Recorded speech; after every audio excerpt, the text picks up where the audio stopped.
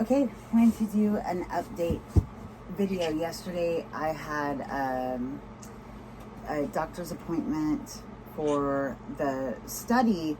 Yesterday was just go in, draw blood, and then see the doctor for a few minutes, and then after that I had a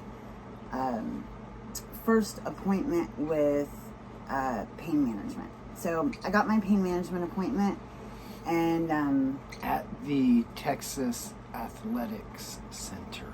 yes, They got flags and everything there. So yeah, it wasn't not where I belong, but that's okay. So the doctor wasn't, for one thing, I've never seen a pain management contract before, but they make you sign a contract of everything that you will let the doctor and the medical people do. You have to agree with it before you ever see the doctor. You have to sign this contract saying you'll submit to psychiatric evaluations and all kinds of stuff. I was just I think a lot of that's the DEA regulations and things for normal pain management stuff, though. Maybe, yeah. I didn't like it. I didn't like it at all. It was I mean, how weird is that? You sign a contract of things that you will let people do to you before you ever, you've never even met the person that's going to do it. Why would I let you do a bunch of things? I don't even know who you are. Psychiatrist where? That. I'm like, what psychiatrist? I'm making notes. I'm like, what are you talking about? Anyway, so, I went in for the appointment. I asked the receptionist, after I filled out all the paperwork, I was sufficiently freaked out. I was ready to put on my tinfoil hat and run out of the building. But Callie calmed me down on the phone. He was waiting in the parking lot and did multiple please help me calls, and he got me calm enough to go through with the appointment at least, which is saying a lot. And I was in tears in the lobby. I can't handle things it's way too stressful for me to go to a doctor's appointment. So not the kind of thing I can handle. So when I say I really appreciate him being with me through all of my doctor's appointments and stuff, I mean, I really, really appreciate it. Because it's not something I can do on my own. Anyway, so basically the doctor did not in any way want to take me on as a patient that he would be treating for pain management. He was rather astounded at the amount of medication that I'm on. I think he was astounded that I was able to sit up coherently in his office and function and interact with him and show him dates and go over my calendar and charts and stuff. So he said that this is more what the update's about. Well, for one thing, so he scheduled a celiac plexus block, which is what has been attempted before and not only failed, but twice has failed, but they have gone in through the stomach, through guided ultrasound, through my mouth, and so those have failed. Last time it not only failed, but it exacerbated pain greatly, and what we think the reason for that is because of taking biopsies from the tumor. So it must have pushed the tumor onto the nerve more, or just created some inflammation. Created inflammation or resituated things where they were in some kind of a bad way. Well, and then I'll get back to this. Tuesday, while I was doing treatment, Wednesday was these appointments. Yeah. Tuesday, while I was doing treatment, Callie and I fasted and prayed. Several people joined us in fasting and praying. And we were praying for the pain to just leave, and for the tumor to die and the pain to just leave. And I just have this suspicion the pain is either entirely or partly spiritual. And so that's what we were praying for. Well, Tuesday night I had a horrible night. A horrible night of pain. It definitely, if anything, praying and fasting aggravated it. It's Tuesday was a terrible night. I was up all night. Wednesday was actually starting off great. I was pretty painless Wednesday. I was able to write a bunch of zeros of pain in my book. And she'll sit on there if you let her sit there. She'll sit on there. She's like, is it Edward Scissorhands? She's not about it. I'm trying to take off my nail polish. She's all, no. Anyway, so fasting and praying. Tuesday hurt worse. Wednesday morning was good. I was off to a great start. Went to, have the blood draw and went to the doctor's appointment. The doctor, just most gentle woman, touched my pelvic area. I mean lightly. I mean barely touched me, like a feather light touch. And I was okay until 10 minutes later. Yeah, 10 minutes later. And then this pain, it hit and it started accelerating. I took pain medicine. It continued to accelerate. It was accelerating through the doctor visit. I took pain medication again at some point, like an hour later, I guess. I'd have to look at my book. I do write down every time I take medicine and stuff. So anyway, it didn't care. It was just escalating. It got to the point I was in tears. I couldn't even talk. I was literally crying out, God, please help me. And that is all I need to do is just keep asking God to help me. Just cry out, God, please help me. God, please help me. So bad. And it finally broke. Well, something the doctor said, he made me this appointment for this nerve block. This time he intends to go through the back, just under sedation, not under anesthesia. He intends to go externally, go through my back with the needle, use my spine as a guide and a brace, and then get a little angled around my spine and hit the nerve. And this, we looked it up, it's frequently done for pancreatic cancer, and it frequently works. It's about 73%.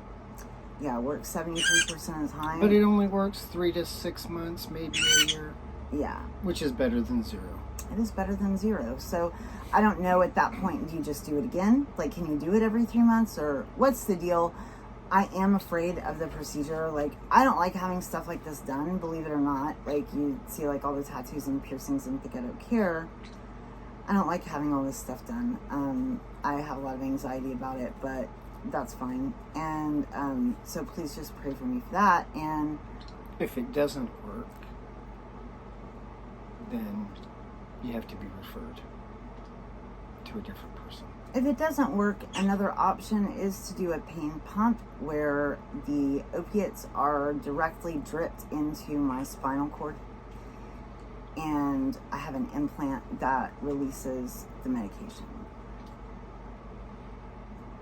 For whatever reason, I'm not too jazzed about this. I'm not really interested in it. I just don't want to do it, so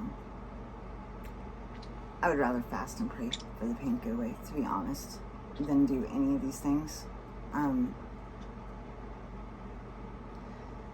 So I wish you wouldn't even brought that up. I'm now I'm totally off my. I'm ugh. Anyway, so fasting and praying. So today has been a great day. I had a pretty good night. Today's been a great day. I've been able to write 0 down today.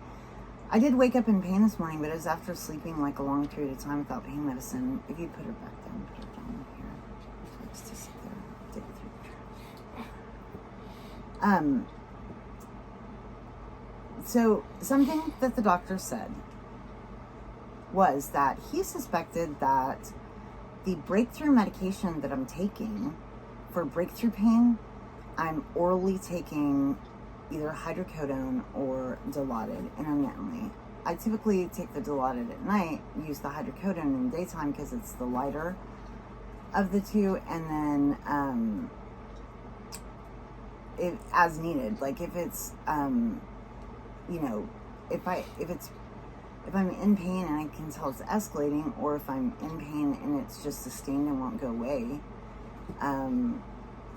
then I take medication again after 1 hour. I wait an hour to see if the first dose kicked in. If the first dose helped reduce it, and then if not, then I take medication again. The second dose, so far, a second dose has always reduced it. I could take all of that at once in the beginning, but I'm trying to not over-medicate myself. I don't want to take more medicine than I need.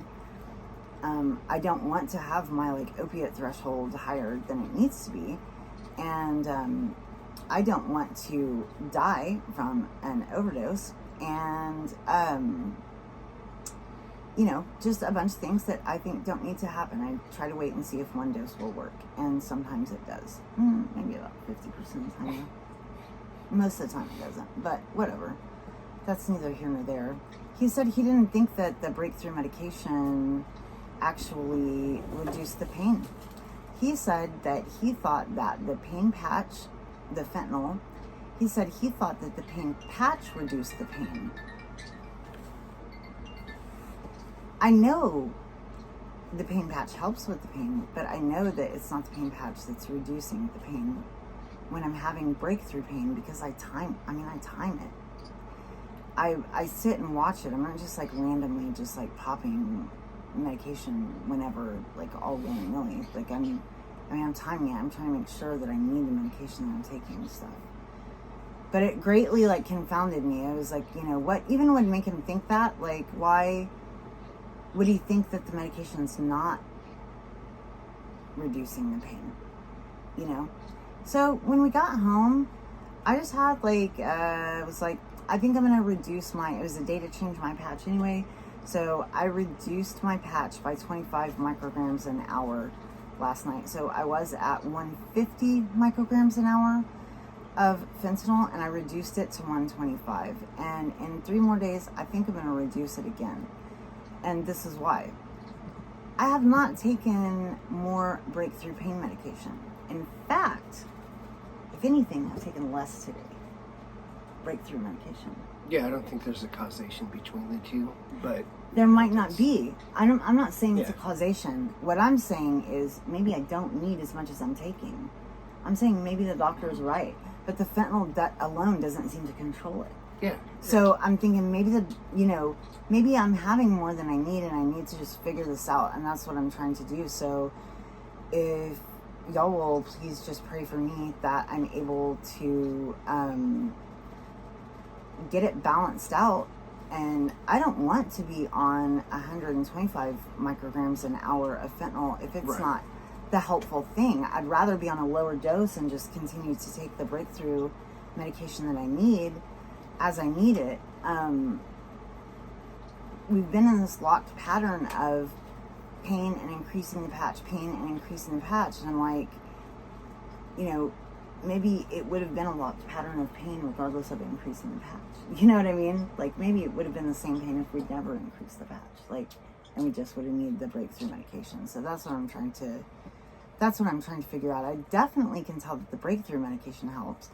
And I can definitely tell that I have a pain baseline that the constant administration of the fentanyl does help with. So somewhere there's a balance in there, and I think it's with less fentanyl. And I'm very happy to make that change. I want to make that change because I want somewhere to be able, I'm reaching levels where there's not going to be help available. I'm going to hit a maximum amount of medication that my body can possibly withstand without killing me. Mm-hmm. And then I'm still going to be in pain, and there's not going to be help for it on this earth. So I want to be able to have help with the pain, and reducing the amount of medication is a great way to have that, and to just have that self-control. I believe that the reason that this has all come about is from fasting and praying. I think the fasting and praying is reducing the pain.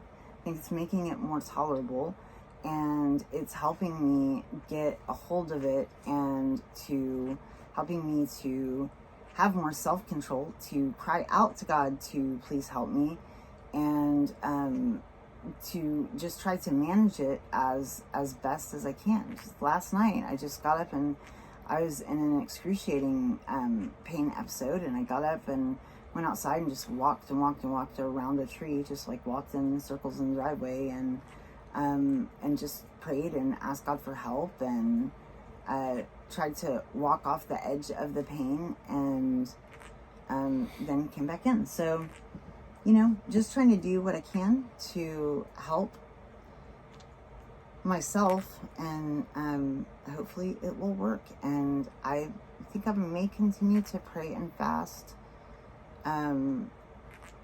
periodically, maybe once a week or something, to pray and fast for my pain to be reduced. I would love if I didn't have to have the nerve block or anything else. The nerve block, especially if it will work, it could mean that I don't have to be on pain medication at all. That would be good. So that would be the high benefit of the nerve block, and dealing with just however uncomfortable with what pain I'm apprehensive about enduring in the procedure of the nerve block, and just being willing to do that because it may mean absolutely no opiates for me. Mm-hmm. If the pain has stopped, which is, that's the best possible outcome, for the pain to be just completely stopped and not have to be on these opiate painkillers. Mm-hmm. So I'd much rather, if the pain can stop, and then for whatever reason one day if I need them, to be able to have them and Right. have them work, than to just have them like all the time right now, because I can't get it under control. So yeah, and I think that's it. Yeah. That on my update. And then I go back Friday, tomorrow, for another blood draws. We drive to San Antonio again, and that's then the last one before it's like just once a week. Yep. That's our last big week. And that's it. Okay.